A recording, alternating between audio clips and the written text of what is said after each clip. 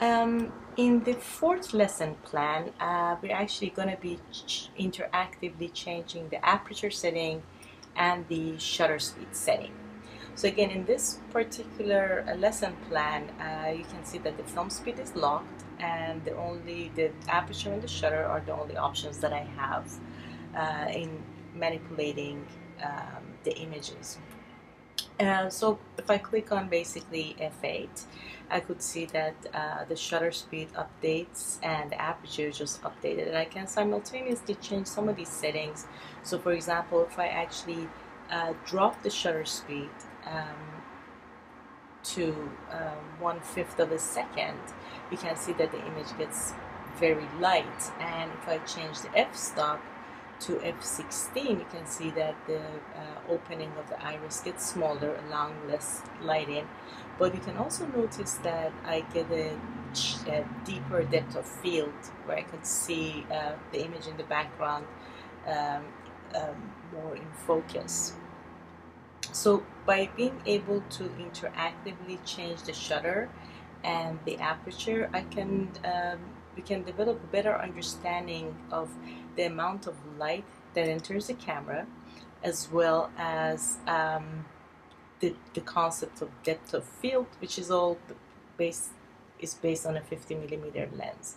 So here, if I want a more shallow depth of field, I know that if I choose f2, it provides maybe the largest opening, but the image based on the 1/5 of a second shutter speed is too light, which means that there's too much light entering the camera between the hole and the slower movement of the actual shutter. So I know if I want to keep the deep shallow depth of field, I simply need to increase my shutter speed, which automatically updates in both in this preview boxes here, as well as just on the top of the manipulated image box. So again, you can see that as I'm moving the shutter speed to a higher number, I can actually get a deeper depth of field. And if I want a more shallow, I get a shallow depth of field. And if I want a more deep depth of field, where I want to see everything in focus, I simply need to choose the smaller, the f-stop, the larger f-stop, which has the smaller opening. And I know this is a little confusing, and simply just use a slower shutter speed, and you can kind of see the difference here between the background element, which is completely in focus on the image on the right, whereas on the image on the left it's more of a shallow depth of field. Again, we can have some additional information based on the shutter. S stands for shutter speed, A stands for aperture speed, the aperture priority, and M stands for manual.